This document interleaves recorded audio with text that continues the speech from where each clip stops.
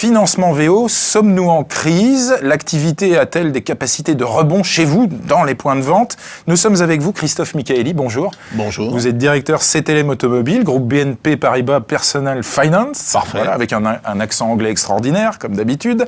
L'année 2011 a confirmé la solidité du crédit sur le lieu de vente, en VN et en VO cumulés. En revanche, quand on regarde simplement le VO, on s'aperçoit une petite faiblesse. Les crédits affectés ont diminué de 2,3%.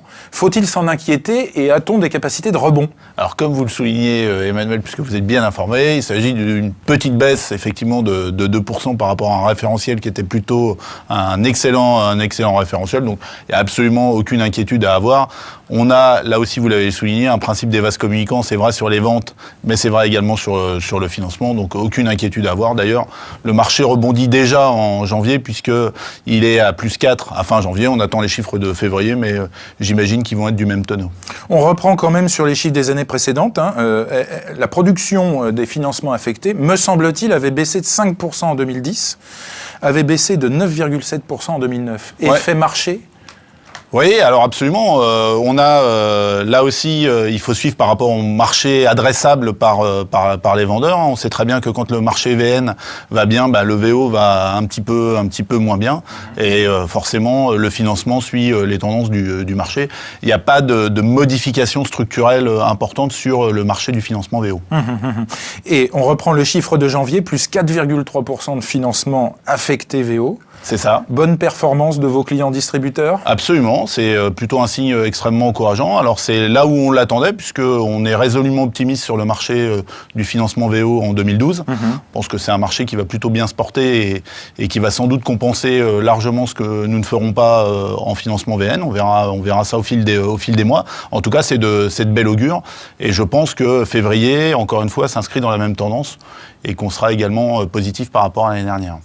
On a constaté sur le marché du VN ces dernières années des promotions importantes en termes de crédit.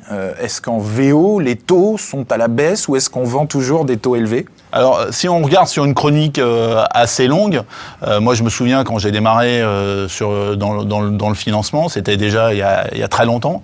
En fait, on prenait un peu le client VO pour le financement, un peu pour un gogo, et on lui vendait des taux qui frisaient l'indécence. C'est absolument plus le cas aujourd'hui. Aujourd'hui, on est sur des taux qui sont très proches du VN, puisque avec en fait une moyenne de taux global d'autour de 6%. Combien? 6%. Ça dépend. On parle de TAEG. C'est un peu bas, ça. C'est parce que vous êtes une excellente signature. Forcément, vous pouvez prétendre à d'excellents taux. Non, mais parlons moyenne marché. On est plutôt aux alentours de 8-9 en TAEG. Oui. Y compris chez CTLM? Non, nous on est plus bas, mais c'est notre politique de taux bas qui effectivement nous permet d'être plus agressif. Si on regarde sur une période un peu plus longue, les taux se tiennent-ils? Ah non, sur une période plus longue, les taux ont considérablement baissé, les profils de clients ont évolué. On peut dire, je pense, et ces messieurs autour de la table pourront sans doute le confirmer, qu'il n'y a plus de grande différence entre un client VO et un client VN. Il y a l'opportunité, l'occasion qui fait le larron, justement, et donc il y a des clients VN qui se détournent vers le VO pour faire la bonne occasion. Non, on vend d'abord un crédit VO par l'extension de garantie, ça c'est clair, c'est vraiment un argument déterminant. C'est vraiment ce qui est mis en avant aujourd'hui par les conseillers commerciaux. Jean-Charles Guay, vous représentez la société Compliance Service, vous en êtes l'un des fondateurs, vous êtes un ancien de chez Credipar. J'imagine que votre credo, c'est qu'il reste beaucoup de choses à faire dans la distribution pour optimiser la vente de crédit VO. Oui. On peut très facilement dire aujourd'hui qu'un distributeur cherche à augmenter sa profitabilité. Ça passe par l'augmentation, effectivement, des financements et des contrats services. Alors, quand Christophe Michaeli nous dit les taux sur une longue période ont plutôt baissé, on imagine que la rémunération peut poser problème? Ce peut être deux choix de distributeurs, soit une politique de rémunération, et auquel cas on n'est pas forcément à la recherche d'un taux bas, soit à la recherche de vente de contrats services associés.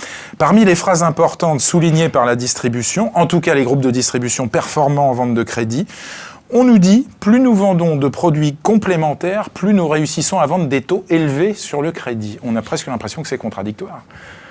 Et c'est pourtant vrai. Nous le constatons aussi bien d'ailleurs au VO qu'au VN. que le taux, finalement, n'est jamais qu'un argument vendeur, une fausse barbe. Et en tout cas, pas le premier. En tous les cas, certainement pas ce qui fait que demain, nous ne ferons pas de pénétration et de financement VO. Ça, c'est clair. Ouais. Donc, politique de taux bas n'égale pas forcément plus de dossiers. Je ne suis pas tout à fait d'accord avec ce qui vient d'être dit, excusez-moi, mais on a quelques chiffres quand même qui nous démontrent exactement le contraire. On est sur un environnement concurrentiel. Ça c'est effectivement sans doute vrai. Si on vivait en autarcie, si le monde de la distribution était en autarcie, on est sur un marché qui est extrêmement concurrentiel, avec des acteurs divers et variés qui ont beaucoup d'appétit et d'appétence pour notre marché, les banques assureurs qui ont des offres de financement qui servent à capter du client et qui... pour vendre autre chose derrière. Absolument. Donc aujourd'hui, c'est extrêmement, de mon point de vue, extrêmement dangereux de ne pas prendre en considération cet environnement et d'être uniquement focalisé sur le marché du financement, sur le lieu de vente. La concurrence, elle est à l'extérieur. Oui, et 70% des clients achètent pourtant leur voiture à crédit. Absolument. Voilà. Donc ça veut bien dire qu'il reste une marge de progression qui est extrêmement importante. Et ces clients, ils vont sur des financements traditionnels, et notamment des financements bancaires. Alors ils ont la relation avec leur banquier, bien évidemment, mais également pour l'attractivité du taux. Je reprends la question de tout à l'heure. Donc, est-il vrai que lorsqu'on vend des produits complémentaires, on réussit à vendre un taux plus élevé ? Alors pour moi, les choses sont pas corrélées. Et, enfin, j'ai rien qui me permette d'affirmer ça aujourd'hui. Ouais. On pose la question à Jean-Pierre Froment, distributeur Suzuki, Hyundai, Peugeot à Troyes et Auxerre. Oui. Quel est votre avis sur cette création de valeur en matière de financement VO ? Oui, moi je pense que, notamment en ce qui concerne les VO, nos vendeurs nous disent que souvent les clients se sont renseignés auprès de leur banque. Et donc, moi, je pense que le taux est devenu un élément de comparaison, c'est incontestable. Et donc, ils arrivent à commercialiser leur financement par, effectivement, des propositions qui englobent le financement et notamment, incontestablement, les extensions de garantie. Sortir de la problématique du taux en proposant des produits complémentaires, c'est toute la problématique qui s'offre à vous, chers distributeurs.